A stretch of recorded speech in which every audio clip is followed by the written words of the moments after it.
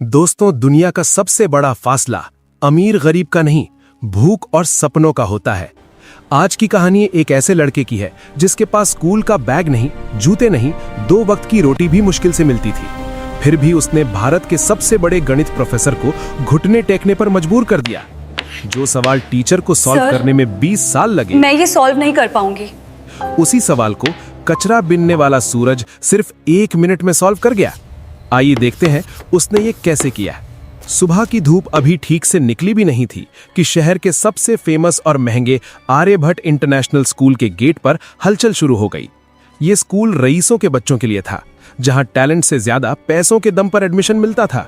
बड़ी बड़ी गाड़ियां रुक रही थीं और एसी कारों से बच्चे उतर रहे थे। उनके कपड़े चमक रहे थे, उनके जूतों पर धूल का एक कण भी नहीं था। लेकिन इसी चमक दमक से दूर स्कूल की दीवार के ठीक बाहर कूड़े के ढेर के पास एक 12 साल का लड़का खड़ा था। उसका नाम था सूरज। सूरज का हुलिया ऐसा था कि लोग उसे देखकर मुंह बना लेते थे। उसके कपड़े गंदे थे, शर्ट के बटन टूटे हुए थे और पैरों में अलग अलग रंग की हवाई चप्पलें थीं, जो शायद उसे किसी कचरे के डिब्बे में मिली होंगी। उसके कंधे पर प्लास्टिक का एक बड़ा सा बोरा लटक रहा था। लेकिन अगर आप ध्यान से सूरज की आंखों में देखते तो वहां आपको भूख नहीं, एक अजीब सी चमक दिखाई देती। सूरज कचरा बीनता था, लेकिन उसका ध्यान प्लास्टिक की बोतलों पर कम और स्कूल के अंदर से आने वाली आवाजों पर ज्यादा रहता था। उसे कूड़े के डिब्बों में ज्यामिति के शेप्स दिखते थे।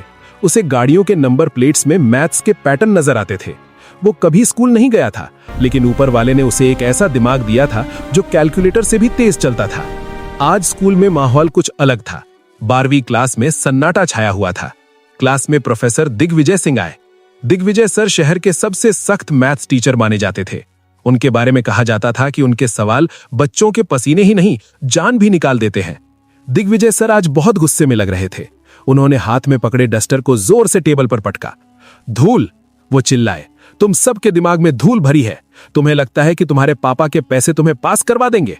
गणित बाजार में मिलने वाली सब्जी नहीं है जिसे पैसों से खरीदा जा सके।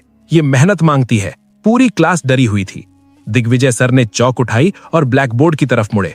उन्होंने बोर्ड पर एक सवाल लिखना शुरू किया। ये कोई आम सवाल नहीं था। ये फर्मैट्स लास्ट थ्योरम और क्वांटम मैथ्स का एक ऐसा उलझा हुआ सवाल था जिसे देखकर अच्छे अच्छे प्रोफेसर्स के हाथ कांप जाएं। बोर्ड पर अजीबो गरीब निशान और नंबर भर गए।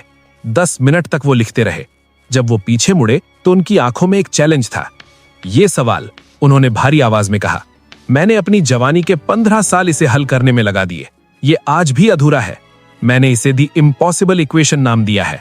मैं तुम अमीर बच्चों को खुली चुनौती देता हूं। तुम्हारे पास इंटरनेट है, ट्यूटर्स हैं, दुनिया भर की किताबें हैं। अगर कल सुबह तक किसी ने इसका सही जवाब निकाल दिया तो मैं अपनी टीचिंग की नौकरी छोड़ दूंगा और उस स्टूडेंट को अपनी सोने की घड़ी इनाम में दूंगा।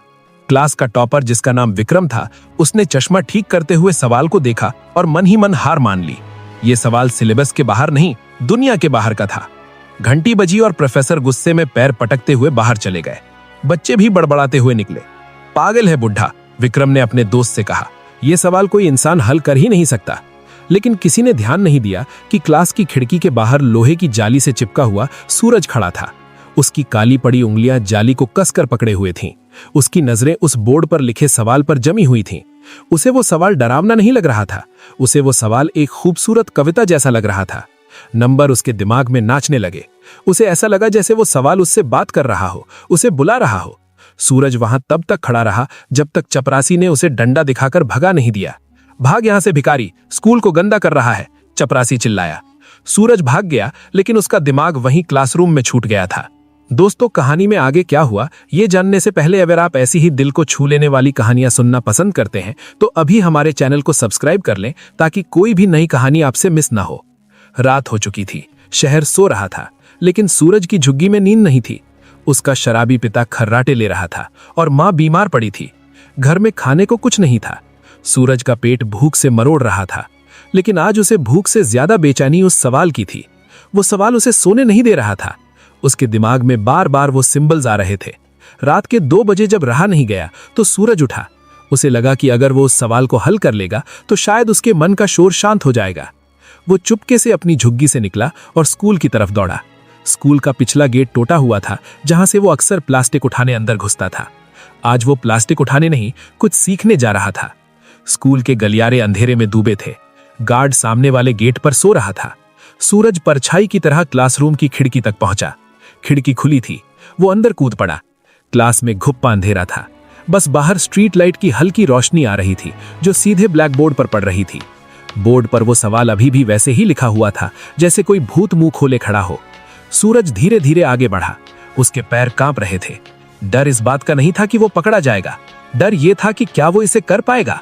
उसने टीचर की मेज से एक चौक का टुकड़ा उठाया। वो चौक उसके खुरदरे गंदे हाथों में अजीब लग रही थी। उसने लिखना शुरू किया। खट खट। सन्नाटे में चौक की आवाज गूंजने लगी।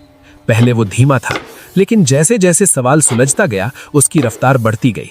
सूरज भूल गया कि वो भूखा है, वो भूल गया कि वो एक कचरा बीनने वाला है। इस वक्त वो सिर्फ एक गणितज्ञ था। उसके दिमाग में कायनात के सारे ताले खुल रहे थे। उसे वो रास्ता मिल गया था जो प्रोफेसर दिग्विजय को 15 साल में नहीं मिला। पसीने से भीगा, धूल में सना सूरज 3 घंटे तक लगातार लिखता रहा। पूरा बोर्ड भर गया और अंत में उसने एक बॉक्स बनाया और उसमें जवाब लिखा 0। इतना बड़ा तूफान और जवाब सिर्फ 0। सूरज पीछे हटा। उसने बोर्ड को देखा और उसके चेहरे पर एक ऐसी मुस्कान आई जो शायद उसे पेट भर खाना खाने पर भी ना मिलती। उसने चौक रखी, खिड़की से कूदा और रात के अंधेरे में अपनी दुनिया कूड़े के ढेर की तरफ वापस चला गया। अगली सुबह 8 बजे प्रोफेसर दिग्विजय क्लास में आए। उनका मूड कल से भी ज्यादा खराब था। हाँ भाई, किसी ने कोशिश की? उन्होंने ताना मारते हुए पूछा। पूरी क्लास शांत थी। विक्रम खड़ा हुआ। सर, हमने गूगल पर भी चेक किया, ऐसा सवाल कहीं नहीं है, ये गलत सवाल है। प्रोफेसर हंसने ही वाले थे कि उनकी नजर बोर्ड पर पड़ी। उनका हाथ कांपने लगा। वो धीरे धीरे जैसे किसी जादू के असर में हो बोर्ड की तरफ बढ़े। क्लास के बच्चे हैरान थे। सर, क्या देख रहे हैं? प्रोफेसर बोर्ड के बिल्कुल करीब गए। उन्होंने चश्मा उतारा, पोंछा और फिर पहना। स्टेप 4, ये तरीका। हे भगवान, स्टेप 12, यहां तो इसने समय को ही बदल दिया। प्रोफेसर बड़बड़ा रहे थे। उनकी आंखों से अविश्वास के आंसू बहने लगे। ये नामुमकिन है, ये बिल्कुल सही है, ये परफेक्ट है। वो अचानक पलटे और चिल्लाए, किसने किया ये? झूठ मत बोलना। तुम में से किसकी इतनी हिम्मत है जो मेरे 15 साल की मेहनत को एक रात में सुलझा दे? क्लास में सन्नाटा था। विक्रम बोला, सर, हम कसम खाते हैं, कल शाम को जब हम गए थे तो बोर्ड खाली था, रात में क्लास बंद थी।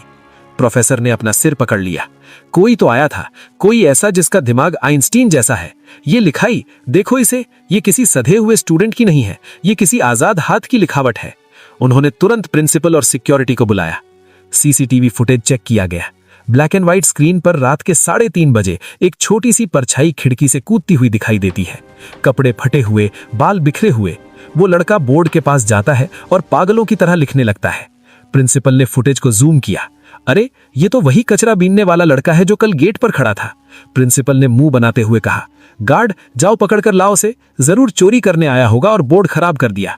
रुको, प्रोफेसर दिग्विजय जोर से बोले।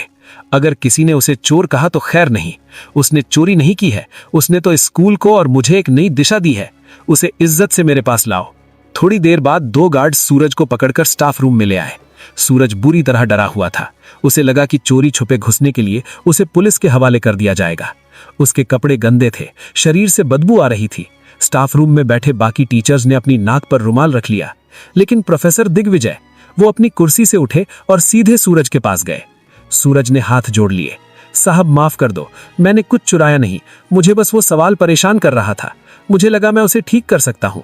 चौक भी मैंने वापस रख दी थी साहब, मुझे मत मारो। उसकी आंखों में आंसू थे, गरीबी और बेबसी के आंसू। दिग्विजय सर की आंखों में पानी आ गया। उन्होंने सूरज के गंदे हाथों को अपने हाथों में ले लिया। वो हाथ जो शायद कभी साबुन से नहीं धुले थे, आज एक प्रोफेसर उन्हें चूम रहा था।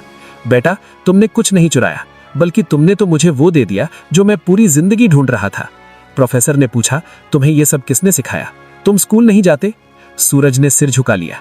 साहब, स्कूल जाने के लिए पैसे नहीं थे। कचरे में पुरानी किताबें मिलती थी, रद्दी वाले की दुकान पर बैठकर पढ़ लेता था। लोग कहते हैं मैं पागल हूं क्योंकि मैं दीवारों पर नंबर लिखता रहता हूं। मुझे लगा मैं गलत करता हूं। प्रोफेसर ने उसकी ठुड्डी पकड़कर उसका चेहरा ऊपर उठाया। तुम पागल नहीं सूरज, तुम जीनियस हो। तुम वो हीरा हो जिसे दुनिया ने कीचड़ समझकर फेंक दिया था। प्रोफेसर उसे लेकर क्लासरूम में गए, वही क्लास जहां अमीर बच्चे बैठे थे। सूरज दरवाजे पर ही रुक गया। अंदर आओ, प्रोफेसर ने कहा। जैसे ही सूरज अंदर आया, बच्चे हंसने लगे। अरे, ये तो कचरे वाला है, छी, कितनी बदबू आ रही है। प्रोफेसर ने डस्टर पटका। खामोश, अपनी जुबान बंद रखो। आज इस कमरे में अगर कोई सबसे अमीर है तो वो ये लड़का है। तुम सबके पास पैसे हैं, लेकिन इसके पास वो दौलत है जो बांटी नहीं जा सकती। प्रोफेसर ने चौक सूरज के हाथ में भी। सूरज, क्या तुम इन्हें समझा सकते हो कि तुमने वो आखिरी स्टेप कैसे किया? सूरज ने कांपते हाथों से चौक पकड़ी। पहले उसे डर लगा, लेकिन जैसे ही चौक बोर्ड पर चली उसका डर गायब हो गया। वो समझाने लगा। उसकी आवाज में भरोसा था। उसने बताया कि कैसे उसने हवा की गति और समय को जोड़कर वो सवाल हल किया। जब उसने बोलना बंद किया तो क्लास में सुई गिरने जितनी शांति थी। जो बच्चे उसे बुरी नजर से देख रहे थे, अब उनकी आंखों में इज्जत और हैरानी थी। प्रोफेसर दिग्विजय ने अपनी कलाई से सोने की घड़ी उतारी और सूरज की कलाई पर बांध दी। वो घड़ी सूरज के पतले हाथ के लिए बहुत बड़ी थी, लेकिन उसकी चमक सूरज के आने वाले कल से कम थी। प्रोफेसर ने कहा, आज से तुम कूड़ा नहीं उठाओगे, आज से तुम कलम उठाओगे। तुम्हारी पढ़ाई, तुम्हारा खाना, तुम्हारा रहना, सब मेरी जिम्मेदारी। मैं देखता हूं कौन तुम्हें रोकता है। सूरज रो पड़ा। सूरज रो पड़ा। वो प्रोफेसर के पैरों में गिर गया। साहब, मुझे बस पढ़ने देना, मुझे भूख नहीं लगती, मुझे बस सवाल हल करने हैं। प्रोफेसर ने उसे उठाया और गले लगा लिया। उस दिन उस महंगे इत्र से महकते स्कूल में एक पसीने और कचरे की बदबू वाले लड़के ने सबको इंसानियत का पाठ पढ़ा दिया था। स्कूल के बाद सूरज बाहर निकला। उसने अपना वो पुराना गंदा बोरा उठाया, उसे एक बार देखा और फिर उसे वहीं डस्टबिन में डाल दिया। ये सिर्फ एक बोरा नहीं था, ये उसकी पुरानी जिंदगी थी जिसे वो हमेशा के लिए छोड़ रहा था। उसने आसमान की तरफ देखा। सूरज चमक रहा था, बिल्कुल उसके नाम की तरह। दोस्तों, ये कहानी हमें बताती है कि टैलेंट किसी महल का गुलाम नहीं होता, वो झोपड़ियों में भी पैदा हो सकता है। हमारे देश में न जाने कितने सूरज हैं जो रोज कूड़े के ढेर में अपना बचपन और अपना टैलेंट बर्बाद कर रहे हैं। जरूरत है तो बस एक प्रोफेसर दिग्विजय की, जो उस हीरे को पहचाने और तराशे। अगर आपके आसपास कोई ऐसा बच्चा है तो उसे बुरी नजर से मत देखिए। शायद उसकी आंखों में भी कोई सपना पल रहा हो। गरीब होना कोई पाप नहीं है, लेकिन एक टैलेंटेड बच्चे को गरीबी के कारण खो देना समाज का सबसे बड़ा पाप है। आपको ये कहानी कैसी लगी? क्या आपने भी कभी किसी ऐसे छुपे हुए टैलेंट को देखा है? कमेंट करके जरूर बताएं। और अगर इस कहानी ने आपकी आंखों में आंसू ला दिए हों तो इसे लाइक और शेयर जरूर करें। याद रखिए, असली अमीर वो नहीं जिसके पास नोट है, असली अमीर वो है जिसके पास ज्ञान है। जय हिंद।